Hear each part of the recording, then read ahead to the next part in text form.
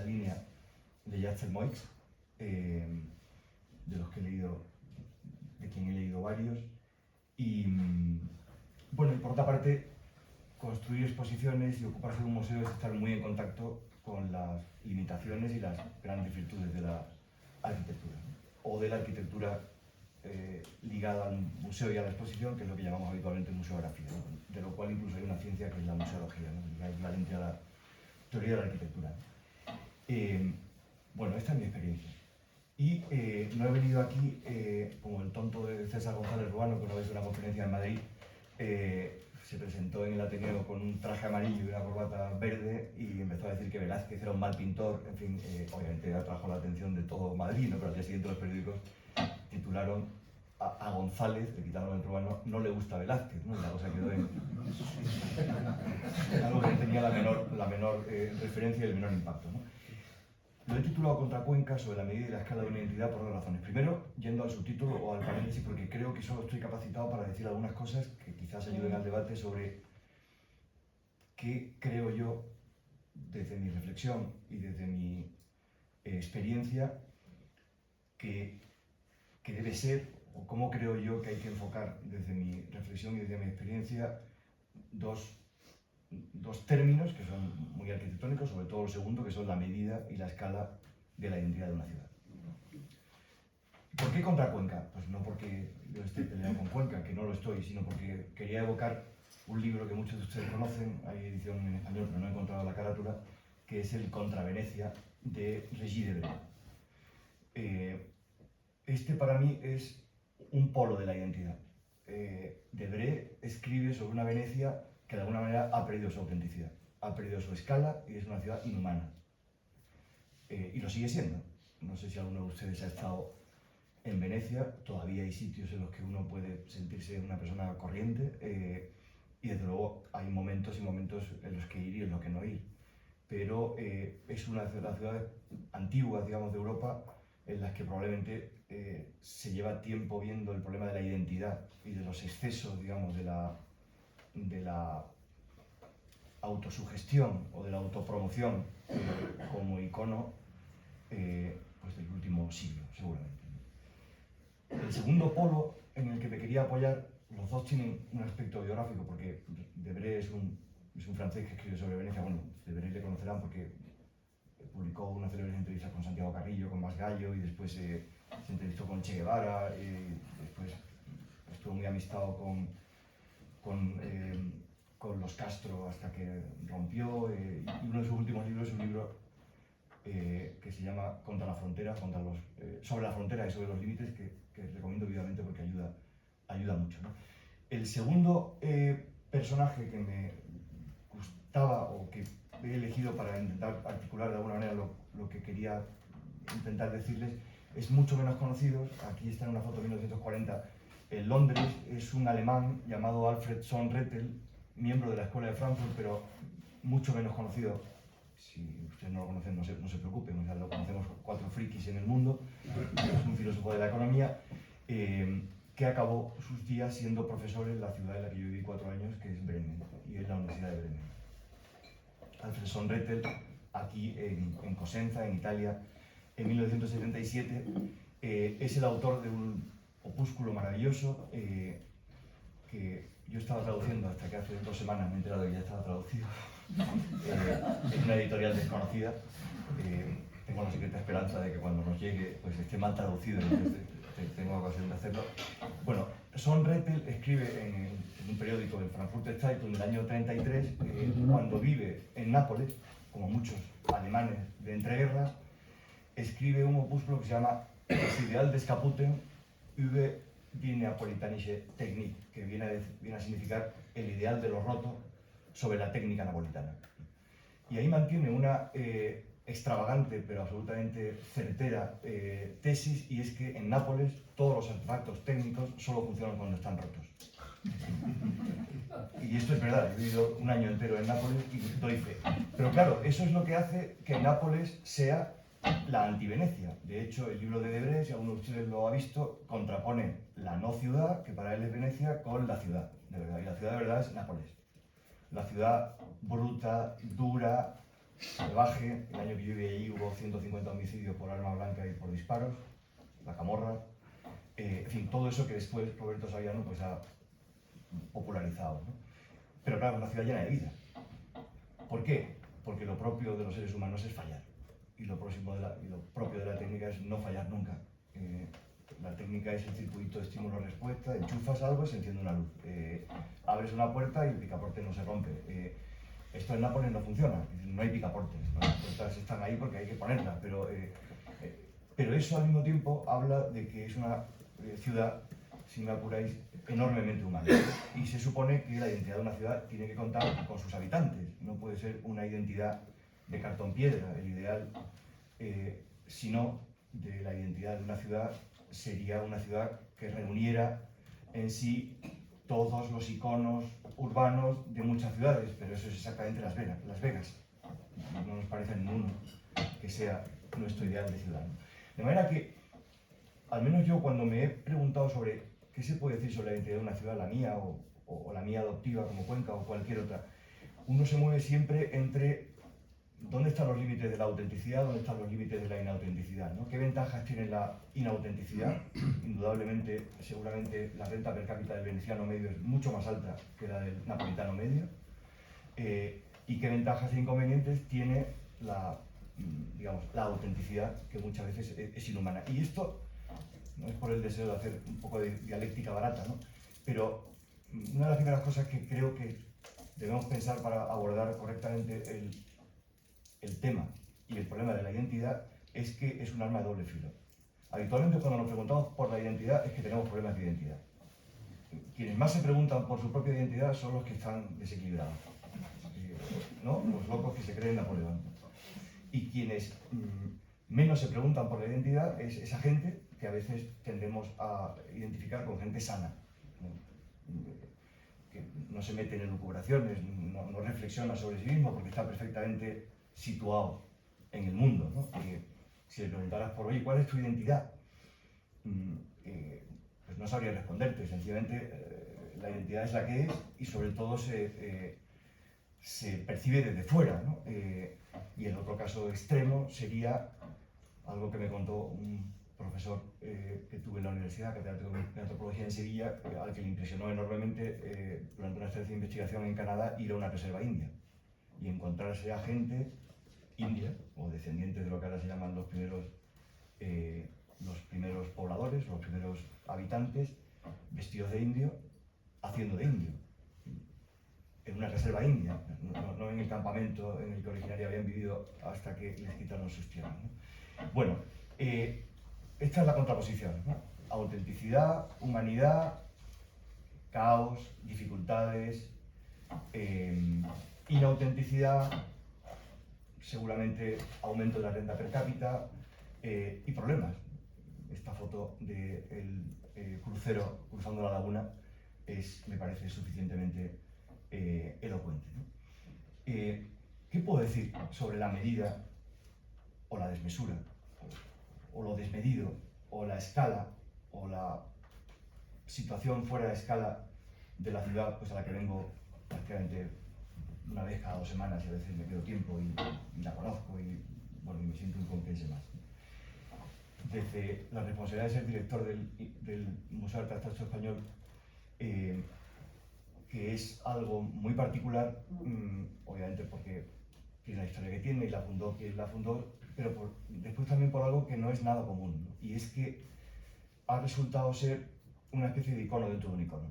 Las casas colgadas son el icono de Cuenca y dentro de ese icono hay otro icono que es el Museo de Arte Abstracto Español, que es, digámoslo ya de una vez, no solo el pequeño museo más bello del mundo, y no lo digo yo, lo dijo uno de los museógrafos más autorizados del siglo XX. Antes del siglo XX no se puede decir que hubiera museógrafos. Alfred Barr, cuando lo visitó en enero del 67. Es el primer espacio de artistas de este país y uno de los primeros del mundo. Es el primer museo serio donde se puede ver arte moderno en condiciones museográficas y museológicas equivalentes a la Galería Nacional de Roma en los años 60 o al MoMA o a la National Gallery de Washington, ¿no? Y esto ocurre en Cuenca, ¿no? Y no ocurre en la calle Carretería o no ocurre en un edificio en la calle Colmillo, ocurre en las casas colgadas, en el icono de la ciudad, ¿no? Y eso empieza a ocurrir cuando en el año 66 se abre ese museo. Como estoy entre arquitectos, diré que muy pronto, en enero del 67, la revista Arquitectura publica el primer reportaje profesional sobre el museo, con fotografías de Paco Gómez. El 21 de noviembre, que aprovecho para invitaros a todos a la jornada de puertas abiertas, cuya invitación debe estar llegando, si hemos hecho las cosas bien, tenemos una pequeña exposición que se llama Francisco Gómez, Cuenca 1966, donde hay una selección de 35 fotos de los interiores del museo hechos por Paco Gómez, que era un fotógrafo informalista, pero también un fotógrafo profesional de arquitectura. La siguiente foto que voy a poner, donde ya me empiezo a meter en profundidades, no es de Paco Gómez, pero sí de los hermanos Blasi, a quienes también tenemos dedicado otra exposición en el museo, que fotografían en verano del 67 la puerta del museo. Y aquí ya se empiezan a ver cosas muy particulares. Un edificio del siglo XV, con una carpintería metálica bien resuelta, una escalera curiosa, y al fondo lo que todos identificáis como Latido de Eusebio Sempere y una de las obras cumbre de Eduardo Chillida, la Vestigobarra. Aquí está el propio Sempere, delante de esa escultura que si la mueves hace Moaré, y detrás el Chillida, en su peana de mármol diseñada por Gustavo Torner.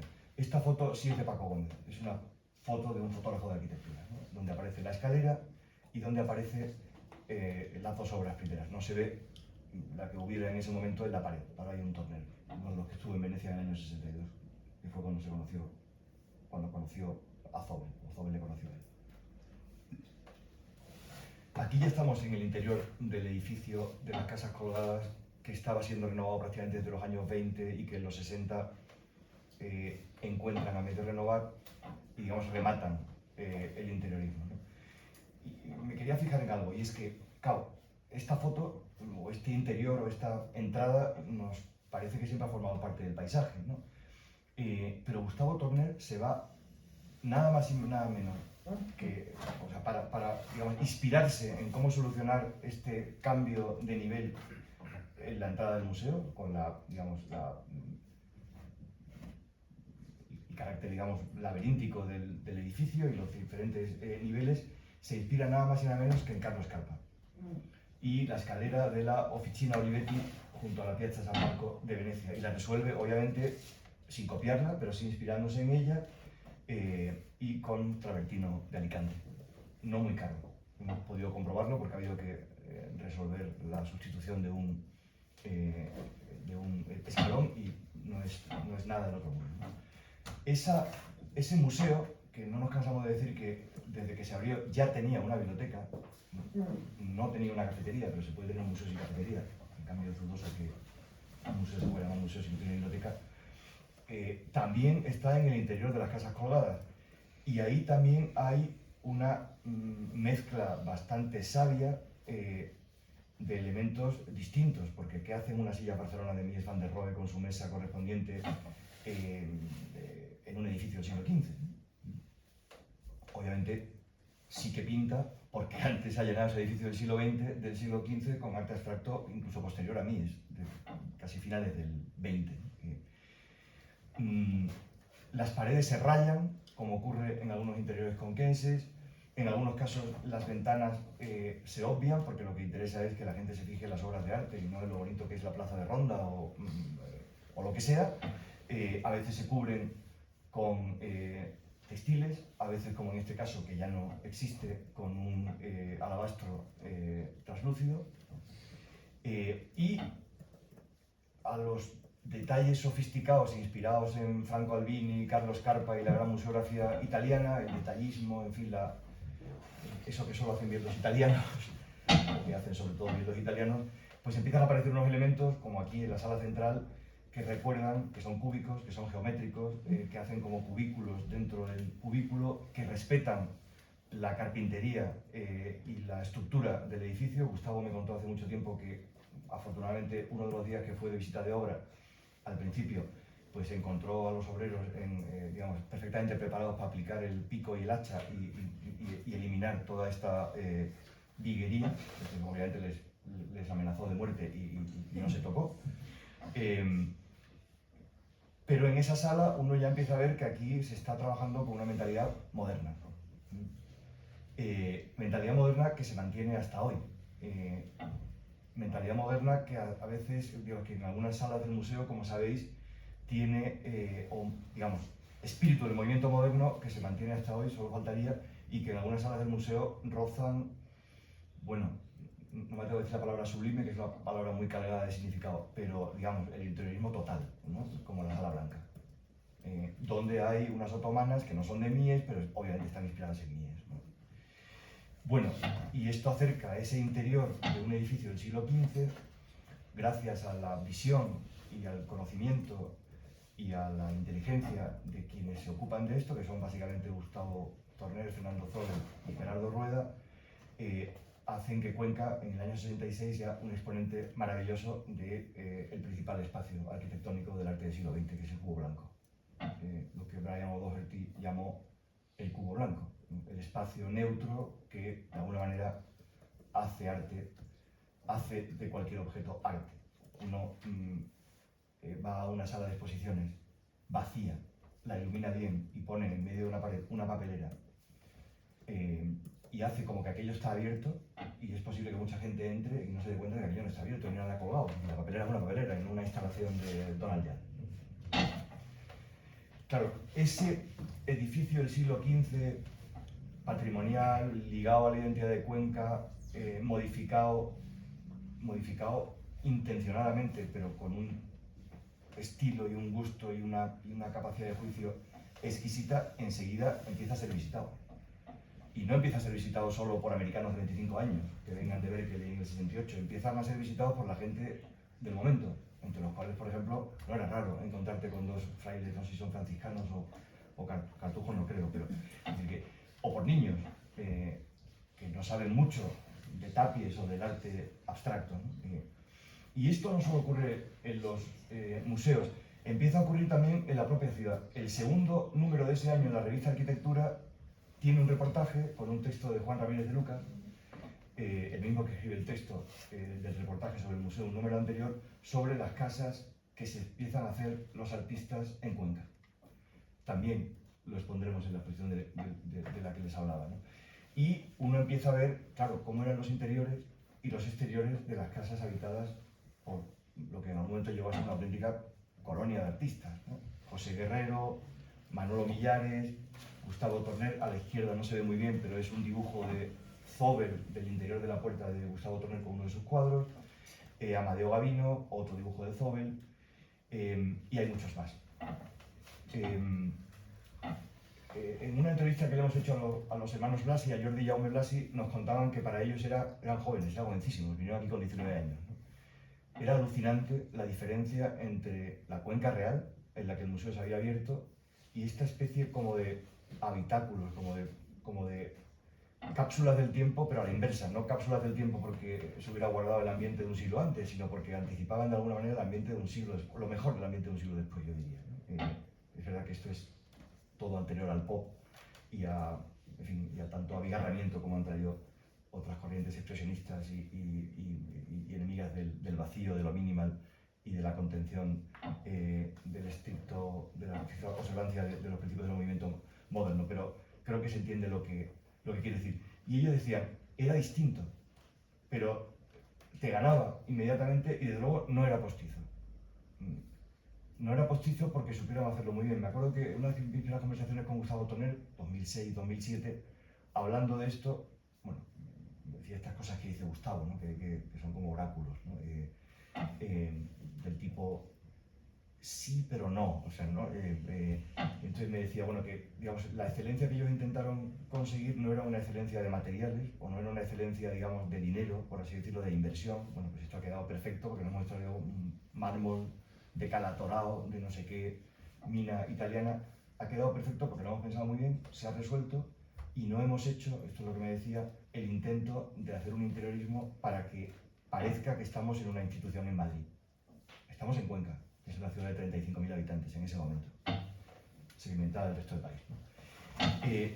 Algo de esto, voy a citar a una persona de mi equipo, David Plaza, hemos visto también en el proyecto de historia oral que ha montado David Plaza en el museo y que consiste en ir entrevistando a gente, perdón por la tontería que voy a decir, está todavía viva, como decía el autor, y que puede contar cosas del impacto que tuvo en la ciudad vieja, en la ciudad alta, en la ciudad, en la parte alta de Cuenca, la llegada del museo y el movimiento que empezó a haber alrededor del museo y el impacto que tuvo esta modernidad. Y hay testimonios realmente maravillosos, algunos de ellos. Y creo que hay una coincidencia en el sentido de que todos hablan de lo extraño, de la diferencia, del contraste, o sea, de elementos que tienen en común algo, y es que parece que inicialmente son características que agreden a la identidad previa. Pero no es así, no la agreden, la refuerzan contra Cuenca. También ahí hay un ambiente de que aquello era algo muy extraño, pero que enseguida se hizo popular, se hizo célebre, se hizo algo propio. Muy bien. Es decir, que yo a veces me he imaginado, quizás es porque tengo mucho cariño a esta imagen, ¿no? Que ese cambio en términos arquitectónicos, en términos de patrimonio, en términos de perfil urbanístico, o por lo menos de cierta parte del casco antiguo de la ciudad de Cuenca, tuvo algo así como el impacto que a todos nos produce ver esta terraza de Beistegui, Le Corbusier y Emilio Terry en la parte de arriba de un edificio de París, donde te encuentras cosas extrañas, pero que hace una chimenea a plein air, ¿no? Pero está muy bien resuelto, ¿no? Bueno, y sobre todo que hace una chimenea, o que hace una terraza con césped, ¿no? Es decir, pero claro, te gana porque está muy bien resuelta la pieza, ¿no? Hay otras imágenes en las que se ve que además había una percha con un loro, ¿no? No sé si estaba disecado o era de verdad, ¿no? Algo de esto empezó a pasar en Cuenca, ¿no? Y esto ocurrió hace 60 años. Y la pregunta es, ¿y qué ha quedado de esto hoy? ¿O qué puede quedar de esto hoy? ¿O de qué manera esta experiencia, que como saben ustedes es el pasado hecho presente, qué parte de esta experiencia es hábil o es útil para preguntarnos y dar alguna respuesta a cuál debe ser la identidad de la ciudad, o por lo menos parte de la identidad de la ciudad, o por lo menos la medida y la escala a la que una ciudad como Cuenca, que no es Miami y tampoco es Madrid, pero tampoco es Villanueva del Palancar, debe moverse. Eso es lo que nos queda a todos por delante. Y en el fondo es algo que no sabemos. Las piedras de hoy dirán a los que vivan dentro de 150 años cómo fuimos, cómo cuidamos de ellas, qué hicimos, ¿no? Pero hoy mismo es difícil tener certidumbres. Ustedes recuerdan seguro aquello que contaba Claudio Magris, de que le preguntaron a un oficial polaco que luchó con Napoleón en Waterloo, oiga, cuéntenos cómo fue aquel momento, y el tipo dijo, pues no lo sé, porque en aquel momento no era todavía aquel momento, ¿no? Porque esto se sabe después, ¿no? Pues ya dirán dentro de 20 años. Ahora nosotros podemos decir lo que significó Zobel, no sabemos cuánto de eso ha quedado y qué efecto puede tener ese acontecimiento del museo en Cuenca, ¿no? O sea, ¿qué puedo añadir? ¿O qué podría yo añadir para que ese chaval, a mí esta foto me gusta mucho, también es de los hermanos Blasi, que está mirando un chino, que es una especie como de maelstrom, ¿no? Que te puede engullir, pero también puedes hacer trabajar con fuerza, no sé si centípetra o estoy entre científicos, ya me corregiréis, ¿no? O centrífuga, pero puedes hacer trabajar a tu favor, ¿no? ¿Qué se puede decir sobre o qué puedo decir yo en los últimos compases de mi intervención sobre no sobre la identidad histórica de Cuenca? Carmen acaba de decir que eso no es lo que interesa, sino sobre la identidad contemporánea y la medida y la escala de la identidad que podíamos intentar entre todos que Cuenca tuviera hoy, ¿no? Preparando esta charla, tengo tiempo, por lo menos 5 minutos. Estaba leyendo, cuando Carmen me llamó, un libro de alguien a quien tendrían que invitar ustedes alguna vez, Juanjo Lahuerta, arquitecto, profesor de la Politécnica de Barcelona, gran experto en Gaudí, en Julio González. En uno de los libros que edita en su editorial, que se llama Mundito and Company, hay un título de Bogdan Bogdanovic, un arquitecto serbio, que escribió mucho a propósito de la destrucción salvaje de las ciudades de los Balcanes. Él es serbio, pero da igual, protestaba por la destrucción serbia y por la croata y por la que fuera, ¿no? Y dice, me encontré con este párrafo que me parece que centra muy bien cuál es en el fondo la gran pregunta que tenemos que hacernos todos, o sea, gestores culturales, arquitectos, políticos, educadores, profesores universitarios, académicos, ensayistas, profesores de urbanidad y educación básica, cuando nos enfrentamos a esta pregunta sobre cuál debe ser la identidad de nuestras ciudades, ¿no? Porque es un poco largo, pero lo voy a leer porque a mí me llamó la atención y digo, ojo, que es obvio, es tan obvio que se nos pasa de largo que cuando preguntas por la identidad de tu ciudad, si es la de tu ciudad, estás preguntando también por tu identidad. El problema es un texto de 1980. Puede ser reducido fácil pero precipitadamente a especulaciones conocidas del tipo macrocosmos, microcosmos, o sea, mundo grande, mundo pequeño. Sin embargo, si uno hurga más profundamente en esta cuestión, topa con aquella eterna creencia del hombre, mucho más compleja y mucho más misteriosa, que dice que el conjunto cósmico y él mismo están conectados con múltiples y enlazadas analogías mágicas. En este entrelazado, la ciudad se encontraría a medio camino entre el hombre y el universo, y justamente por esto se podría entender a la vez como un pequeño universo y como un hombre muy pequeño. Una idea extraordinaria, antigua, pero en el fondo muy razonable, y en la validez de la cual yo creo, yo también, profundamente. Yo soy una ciudad pequeña, mientras que la ciudad es un gran yo, con mayúsculas. Porque si no lo soy, si no soy una ciudad pequeña, si esto no es así, entonces, ¿qué somos?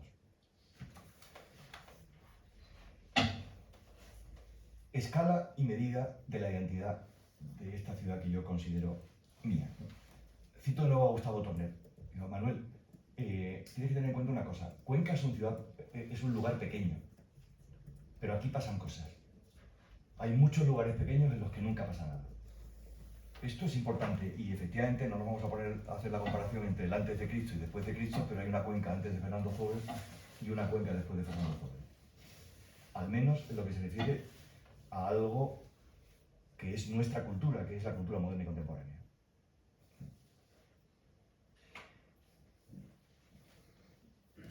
Hay un texto de otro artista, para que estoy haciendo publicidad, al que también le hemos dedicado una exposición en el museo que inauguramos hace 2 semanas, Antonio Lorenzo, que vivió también aquí, tuvo casa aquí, en Cuenca, que se llama Zóbel y la escala perfecta. En ese texto, Antonio Lorenzo, que es un artista más desconocido que sus compañeros de generación, pero era sin duda el que mejor escribía de todos, afirma que Cuenca fue la escala perfecta para las ambiciones, o mejor dicho, para los deseos de Fernando Zóbel. ¿Y cuál era el deseo de Fernando Zóbel? El deseo de Fernando Zóbel era muy sencillo, es hacer un museo para un país que tenía artistas pero no tenía museos. Claro, ya nos hemos acostumbrado a oír esto de el pequeño museo más bello del mundo, pero, señores, Zóbel era una persona con posibles. Podía haber hecho el museo mediano más bello del mundo. Podía haber hecho el gran museo más bello del mundo. Y sobre todo, podía haberlo hecho perfectamente en Madrid, o en Barcelona, o en Sevilla, o en Valencia, en Bilbao, no lo sé. A lo mejor ahora, después de Guggenheim, sí, antes, no lo sé. Y eligió hacerlo en Cuenca. ¿Por qué? Yo creo que porque como artista, y como lo que los americanos llaman empresario cultural, tenía un sentido de la escala muy perfeccionado. Tenía esa idea, creo, de que ojo con lo que nace grande, porque lo que nace grande es grande cuando nace porque es monstruoso y habitualmente se muere. Y muchas veces se lleva por delante al padre, a la madre y a la mitad de la familia. Esto parece una metáfora bonita, pero en el fondo de lo que estoy hablando es de la sostenibilidad posterior de las instituciones culturales cuando se crean. O sea, de nuestra afición, y estoy hablando de política, pero también hay que hablar de política, nuestra afición, la de todos, arquitectos, votantes, políticos, responsables, alcaldes, concejales de urbanismo, de cultura, da igual, por el capítulo 6 y nuestro odio o nuestra repelencia absoluta, que es incluso legal, que dice que está así, al capítulo 1 y al capítulo 2. Podemos gastarnos cantidades inmemoriales en hacer edificios gigantescos que jamás llenaremos, pero después es infinitamente imposible dotar a ese sitio de 4 puestos de trabajo. Zóbel llega a Cuenca, ve que hay un edificio cuyo uso futuro está indefinido, se da cuenta de que es un sitio en el que hay gente con la que se puede hablar, Gustavo Torner, Antonio Saura, ve que puede ser un sitio en el que haga realidad su sueño. Se encuentra con un alcalde que yo creo que es yo le conocí, ya tenía Alzheimer, el bueno de don Rodrigo Lozano de la Fuente, que ha muerto en el 22 y le hemos dedicado in memoriam nuestra itinerancia del museo por Estados Unidos, por Alemania y por algunas ciudades europeas, y se encuentra con un alcalde visionario que le dice, pues sí, ¿por qué no? Se fía de él y lo hace, ¿no? Y acierta, hace un museo pequeño en una ciudad pequeña. Es tan sencillo como esto. No voy a poner ejemplos o contraejemplos de lo que podía haber hecho, porque no quiero herir a nadie y porque no quiero que nadie me hiera a mí, pero podríamos hacerlo. Voy a poner uno que no tiene que ver con Cuenca, ¿no? Un amigo mío que tiene altas responsabilidades museísticas me dijo un día, ¿qué pasó para que los españoles nos despertáramos un día y alguien hubiera instalado una gasolinera de Repsol gigante al lado de Reina Sofía? Que es la ampliación de Jean Nouvel. Si a alguien le gusta, lo siento, a mí me parece un disparate absoluto. Bueno, uno le puede gustar la ampliación de Jean Nouvel, pero lo importante es que España, que es un país que llega tardísimo a la modernidad artística, que cuenta con figuras de la vanguardia como Dalí, como Picasso, como Miró, que es gente que trabaja fuera, porque aquí, en fin, tenemos esa especie como de hiato, ¿no? Resulta que en los años 80 se pone a hacer su Pompidou, su MoMA, y hace un edificio en el que caben 4 MoMAs. Ahora no, porque el MoMA se ha ampliado, pero antes de que se ampliara cabían volumétricamente 4 MoMAs.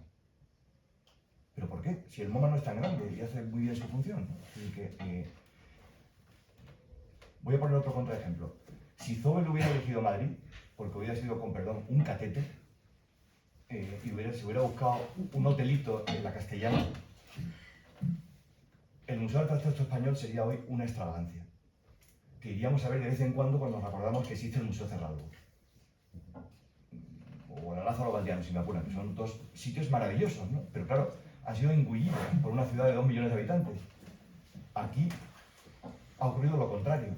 O sea, ya no se sabe si al museo se lo conoce por Cuenca o a Cuenca se lo conoce por el museo, si las casas colgadas son el continente o el contenido, o las 2 cosas. En fin, hay mucha pedagogía por hacer, pero claramente acertó con la escala.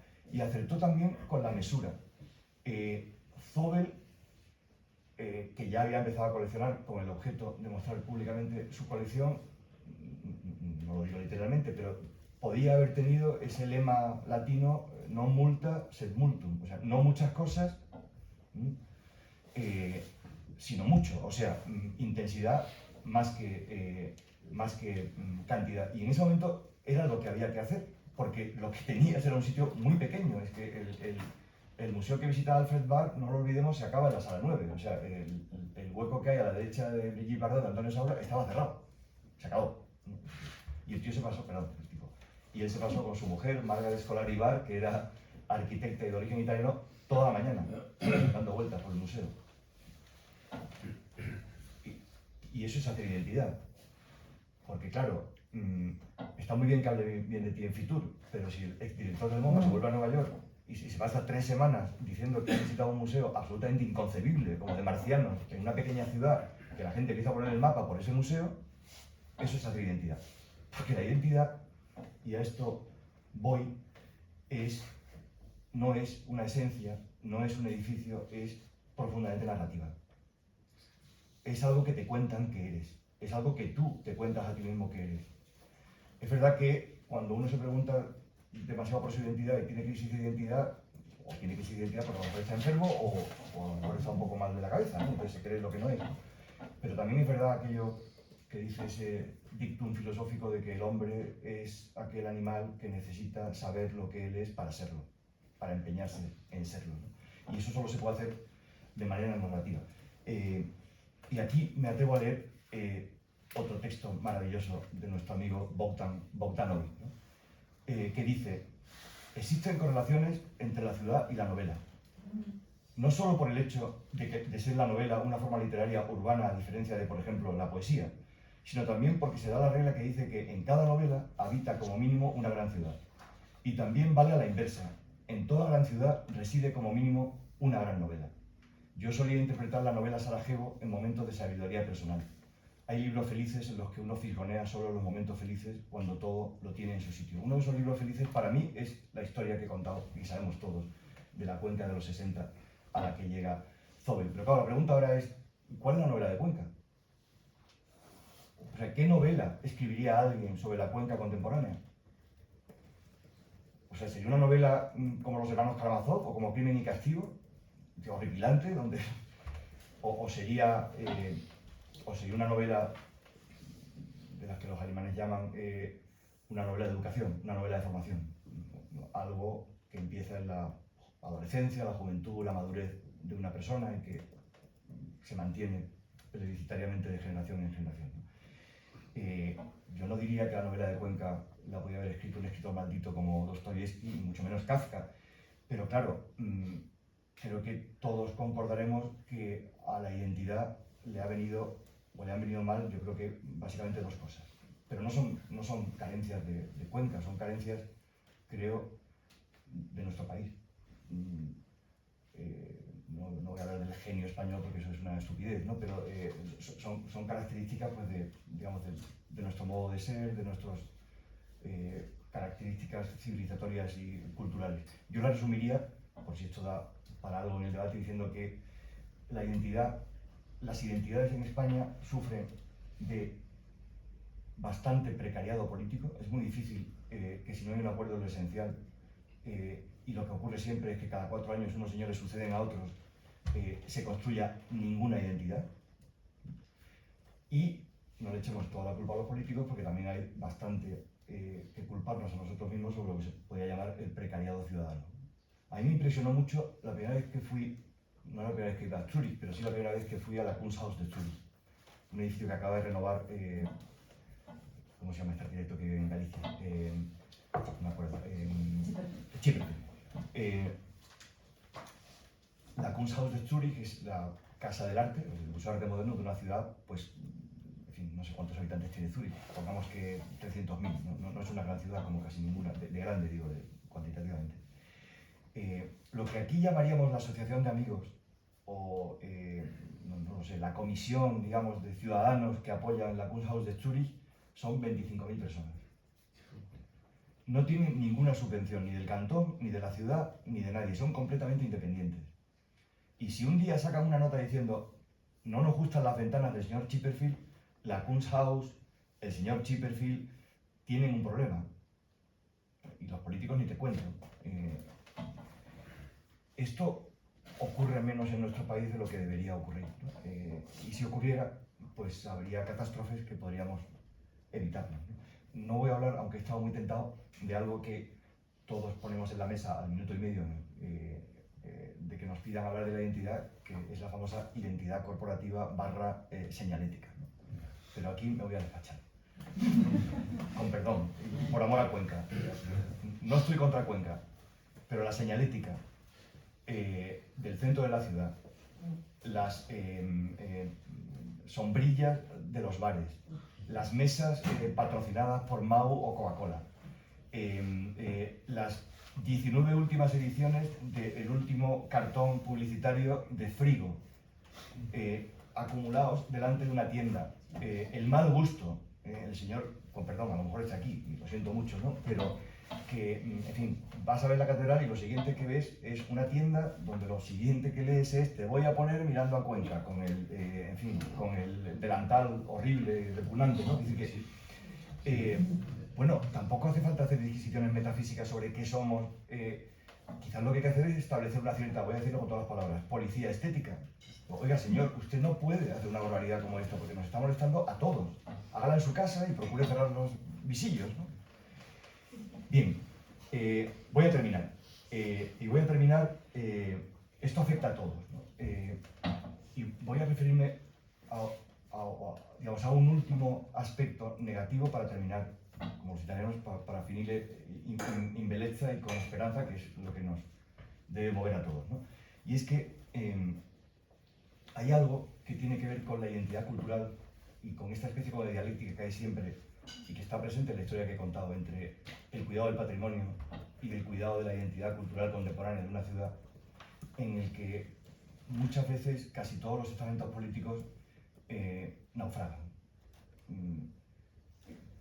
Todos, o casi todos, se hacen cosas que en otros campos de la gestión humana, la gestión médica, la gestión sanitaria, la gestión educativa, serían consideradas barbaridades. A nadie se le ocurre que lo que hay que hacer es un gran festival de la educación en el que nos gastemos 1 millón de euros y que dure lo que la vaquilla.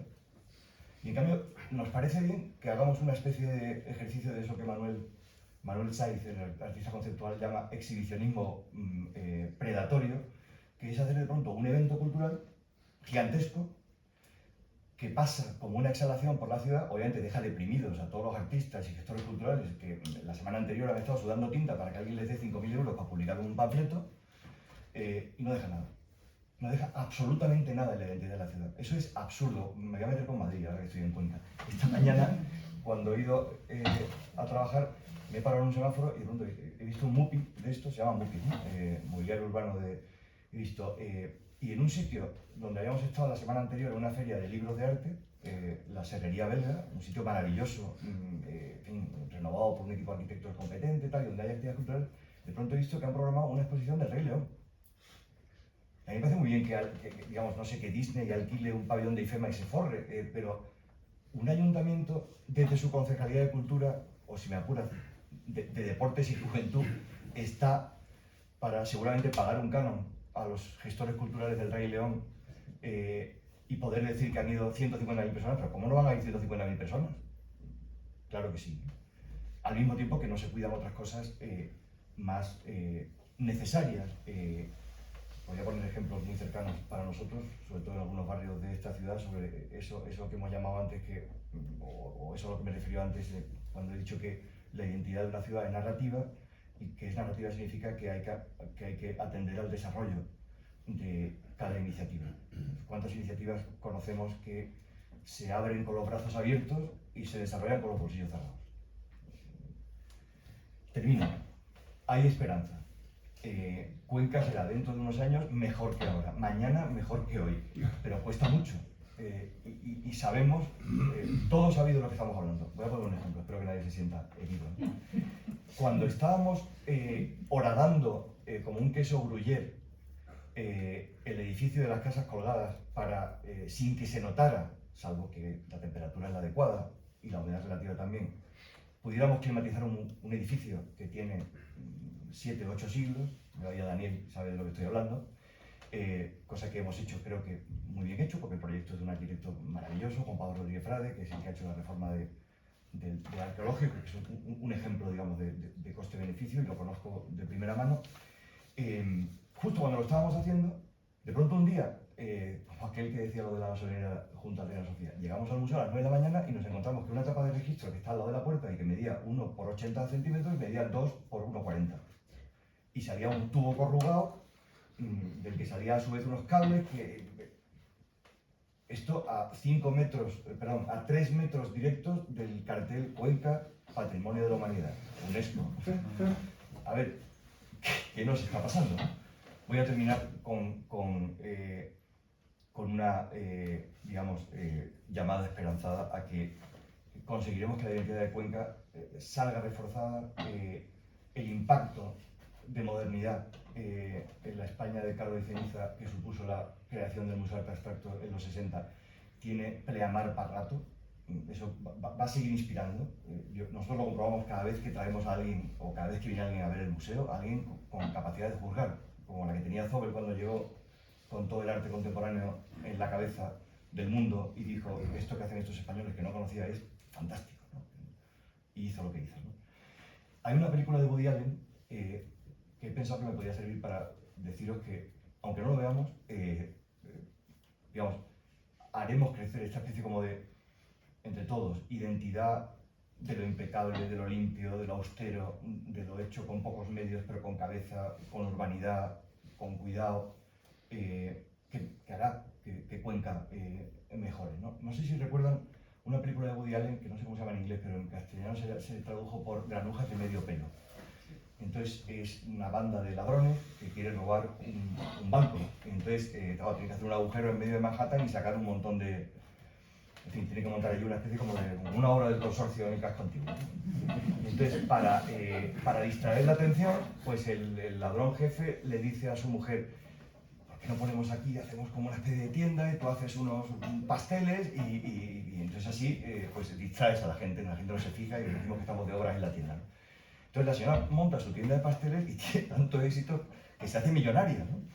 Entonces hay una especie como de efecto lateral de alguien que está haciendo una cosa mala, con malos criterios, atacando la cimentación de la identidad de una ciudad, con la peor de las intenciones, o sin mala intención, pero con una carencia absoluta de criterio, de conocimiento, de formación, puede que esté conviviendo con un efecto lateral maravilloso. Y en eso tenemos que fijarnos para no perder la paciencia. Muchas gracias.